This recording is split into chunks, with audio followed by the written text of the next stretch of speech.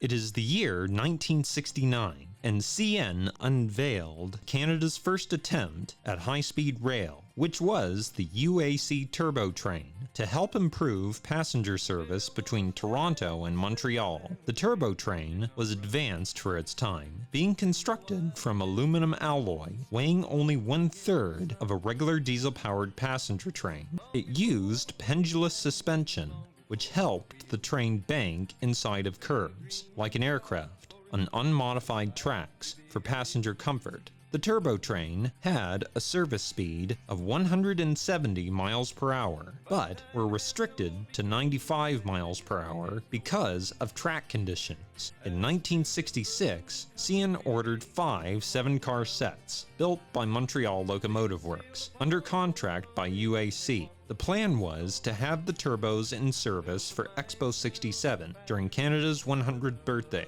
Due to mechanical issues, the trains weren't ready until 1969. During a 1968 CN press run of Turbo Train P201, coming into Kingston, Ontario, struck a refrigerator semi-truck at an ungated railway crossing. In 1976, to help promote CN's new passenger service, Via Rail, one of CN's turbo trains broke a land speed record of 140 miles per hour just outside of Gananoque, Ontario, which is still held to this day. Unfortunately, on May 31st, 1979, a Via Rail turbo caught fire outside of Morrisburg, Ontario, due to a broken fuel line, which sprayed diesel fuel onto a hot turbine engine. This would mark the last run and retirement of the turbo train on November 1st, 1982.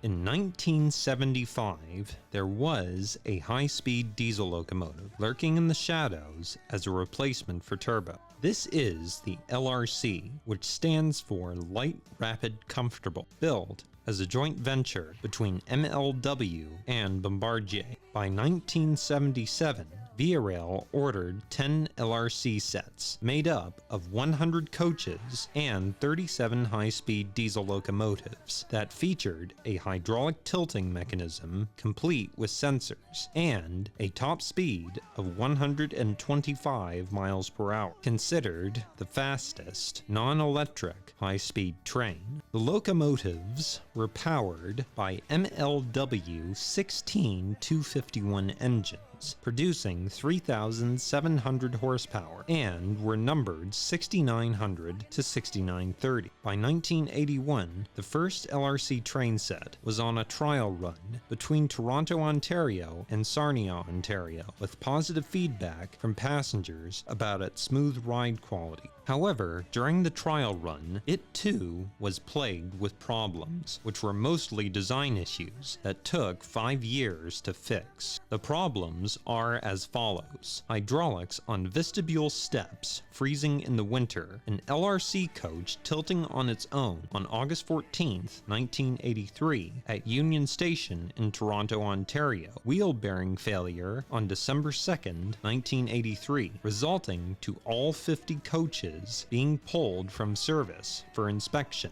MLW 16 251 engines leaked oil in the locomotives. Trucks on coaches bounced, led to 80-mile-per-hour speed restrictions. Doors struggling to open and jamming, frozen toilets and busted pipes, corrosion in bathrooms, and engines not starting, etc. Over 200 modifications were made to the fleet over the first 3 years of service. It wasn't easy for the rest of the LRC locomotive and coach fleet, but when they ran properly, the wedge-nose speedsters had unparalleled smoothness at high speeds. In 1990, cuts were made to Via Rail, which sidelined the LRC locomotives to storage, being replaced by new F40 PH-2s in corridor service, while the LRC coaches got rebuilt between 1991 and 1994. It got even worse in 1991 and 1992, when LRC coaches had cracks in their axles axles that would break, causing derailments, resulting in the entire LRC coach fleet being pulled from service for ultrasonic testing ordered by the TSB. And once testing was completed with a test train, Transport Canada discovered it was the axles made by DeFasco had manufacturing defects. So,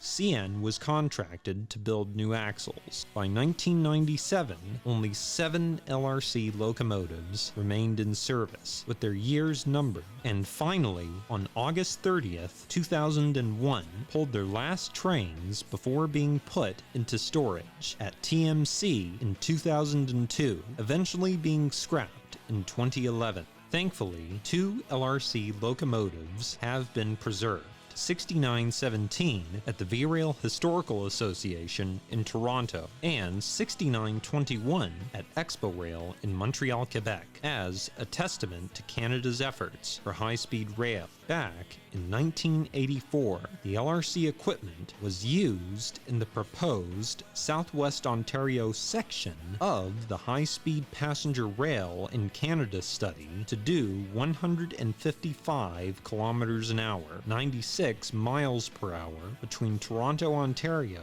and Sarnia.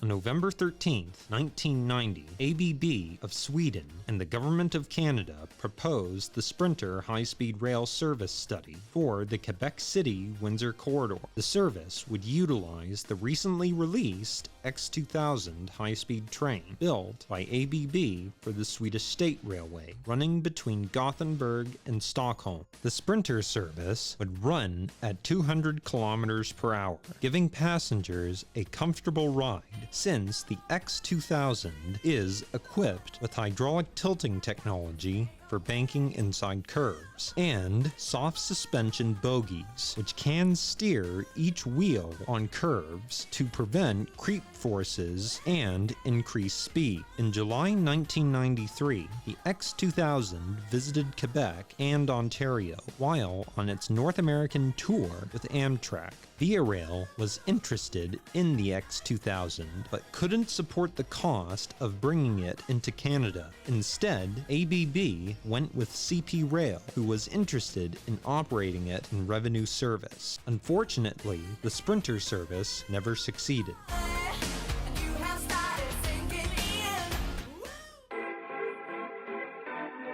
Fast forward to 2016, and the Ontario government announced the Ontario High-Speed Rail Plan that would be done in phases. Phase 1 would connect Toronto with Pearson Airport, Guelph, Kitchener, and London. When ridership reached capacity, Phase 2 would commence, connecting London, Ontario with Chatham and Windsor on dedicated tracks. This would give municipalities and Indigenous communities economic opportunities for environmentally sensitive areas. This high-speed railway would transform the Toronto-Windsor corridor with public transit integrated for last-mile journeys. During the 2018 Ontario election, Liberal Premier Kathleen Wynne announced that her party would pledge $20 billion to have Phase 1 of the high-speed line completed for 2025. Unfortunately, with the winning of Doug Ford's Progressive Conservatives, funding for the high-speed rail plan was paused, never to be seen again. It's a lot of bad things that they wish and I wish.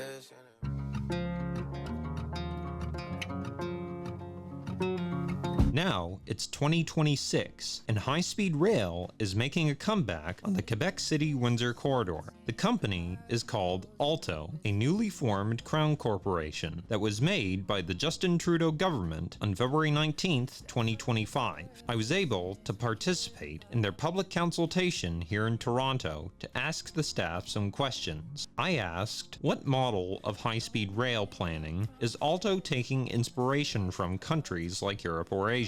ALTO is looking at international benchmarks from all over the world as well. So heavily looking at the European network, both in terms of the technology they use and the fact that it's tried and tested, but also meets the demands of what we're looking for. But also looking at countries with similar climates as well, such as Sweden, where they have their heavy snowfall as well. Also, the sort of international benchmarks in terms of the places like Japan, where they've got a very long history in a very successful high-speed network and a very connected high-speed network with the regional railways. How is ALTO going to benefit the Canadian economy? It'll benefit the economy in a couple of ways. So when the project is up and running and it's completed, we're looking at about $24.5 billion a year in GDP uplift. This comes from increased productivity in the region. As we make the travel between the different economic centres easier, we reduce the travel time. Businesses can interact more effectively. We know that working on Teams, working on Zoom can be good, but actually if you can get into a room with people, if you can workshop together, you can be more efficient, you can produce more. As you produce more, companies can sell more, they can increase wages, and they can employ more people. At the moment, if you work in Toronto and you need to go to a meeting in Ottawa, it's a 4-hour drive maybe, it takes time, it's stressful, or it's a long travel on the existing rail network. With the high-speed rail network in place, it'll be 2 hours. So you could leave Toronto in the morning, you could be in Ottawa for coffee, you can have your workshop, you can maybe go out for dinner with your colleagues afterwards, you can keep those bonds going, and you can be home in time to put your children to bed. Yeah. As well as that, we make it easier to access the labour market.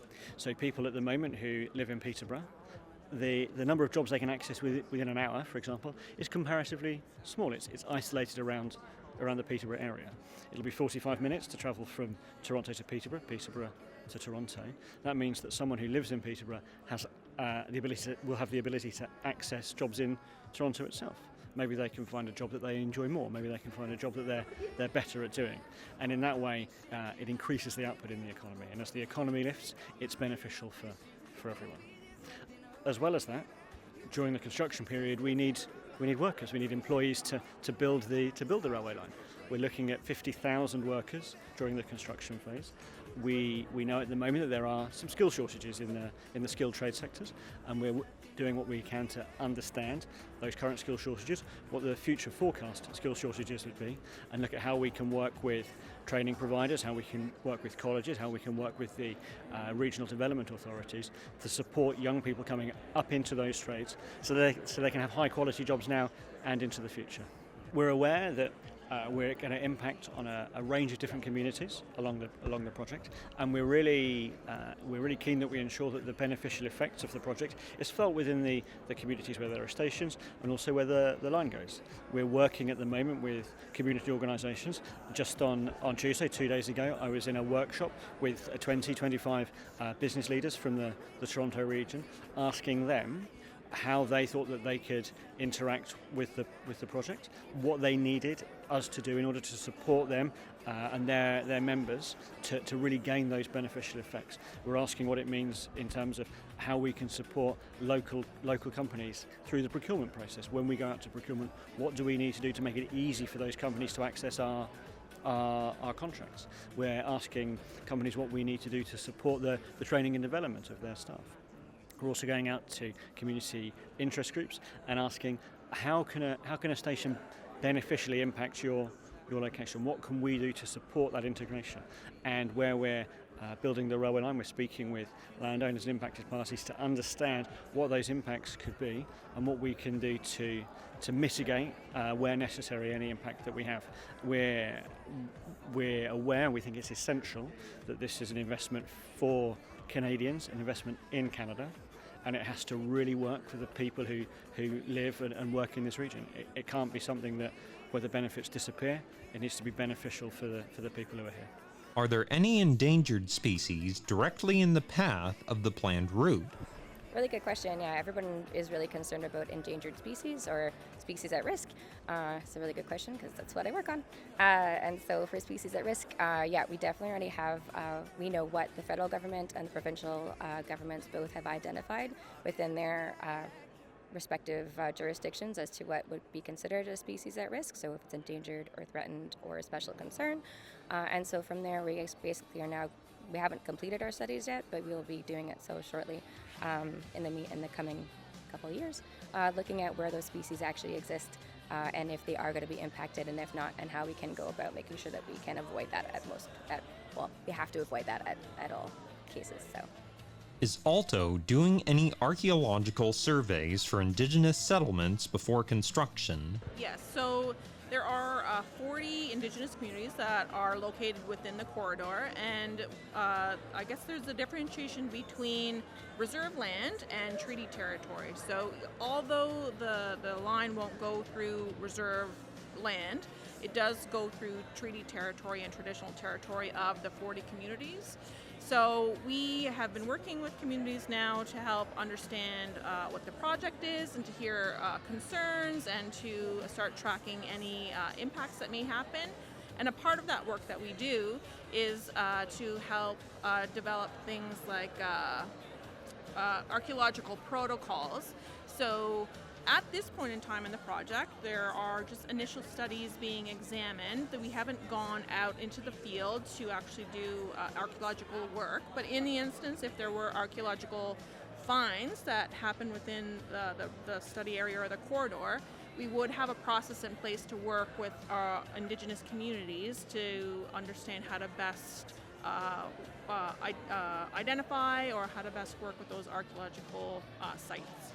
Are ALTO's high-speed train designs going to take aerodynamic nose styling cues from the belted kingfisher bird's long beak, just as Japan solved it with their JR500 series Shinkansen? So that Shinkansen story is really fascinating, isn't it? Right? So that they came up with a really innovative solution by kind of mimicking something that's in nature, and we've seen that a lot in the evolution of science and flight, and that the Shinkansen really typical duck-billed shape, like you said, is good for especially through tunnels, right? For our stage, of course, we're very early on, so we don't know really what our rolling stock's going to look like and the issues that we may face, like the Canadian climate. And I think that it'll be up to us working with the eventual rolling stock provider to try and figure out what's the best solution in terms of the shape of the nose of the train for the conditions that we're going to have. I asked about train design because Canadian company Bombardier once built its own high-speed train. This is the Zefiro 380, capable of speeds of 380 kilometers per hour. Built between 2010 and 2012 for both the Shanghai and Chengdu Railway Bureaus as the CRH 380DL, still operating to this day. What is the timeline for approval and construction? So right now, we are in phase 2 of the project, which means that we're in the development and pre-construction phase. So that is 4 to 5 years. And then after this phase, we are in phase 3, starting construction on segment 1, which is Ottawa to Montreal. So that's 2029, 2030, because we'll have shovels in the ground. Since Canada is in a harsh winter climate, has ALTO thought of using the same method as Japan Railways, where they have a sprinkler system along the right-of-way that sprays hot water onto the tracks to prevent snow buildup? Without going to specific solutions, because we are in the very earliest stages, that's one of the solutions. There are several different solutions that we can leverage for this. That could be an option. But generally speaking, winter is a very critical part of design, and we cannot treat it as an afterthought. We should think about it from day zero, and most of the specifications and requirements that we are using for this are proven technologies having been used in Scandinavian countries and other countries that they have climates very similar to us. We are establishing a line of communication and collaboration with Japanese as of now, and we are going to get lessons learned from there.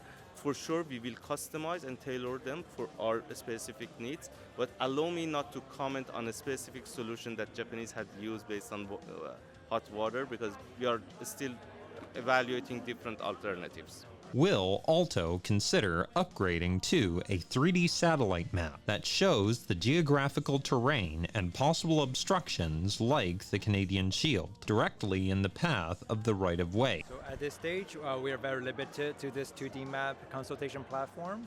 I think as the project progresses, we will be able to provide more granular details of the alignment.